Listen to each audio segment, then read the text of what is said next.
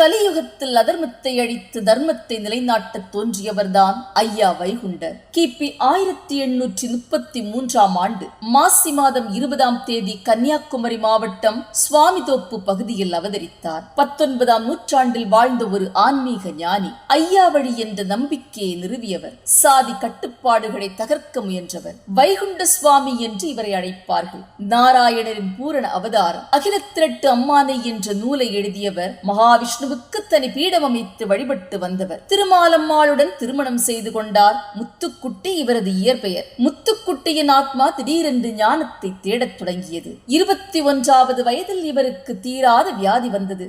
என்ன செய்வதென்று அறியாத பெற்றோர் இவரை திருச்செந்தூர் முருகனிடம் கொண்டு செல்ல முடிவு செய்தார்கள். நடக்க முடியவில்லை. சுமந்து கொண்டு சென்றார்கள். சென்றடைந்தவுடன் சுமையை கீழே இறக்கி வைத்துவிட்டு உறவுகள் சற்று இடைப்பாறிக் கொண்டிருந்த வேளையில் முத்துக்குட்டியை காணவில்லை. அவர் இறங்கி கடலை நோக்கி ஓடிவிட்டார். உறவினர்கள் விரைந்து சென்று பிடிக்க முயன்றும் முடியவில்லை.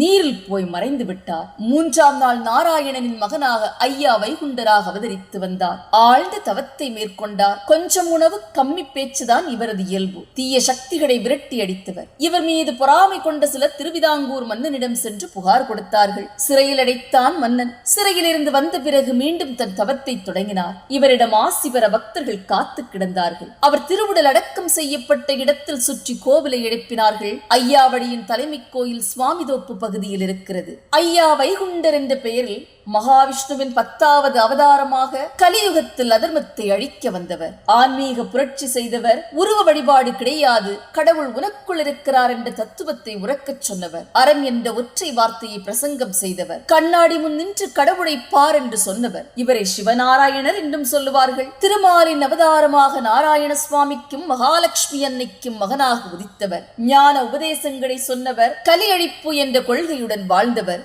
சமூக ஏற்றத்தாழ்வுகளை களைந்து சமத்துவம் கிடைக்க போராடியவர். கன்னியாகுமரி மற்றும் திருநெல்வேலி மாவட்டங்களில் ஐயா வழி வழிபாடு வலுவாக இருக்கிறது. ஐயா அமர்ந்த நாற்காலி இன்றும் பூசைக்கு வைக்கப்பட்டுள்ளது.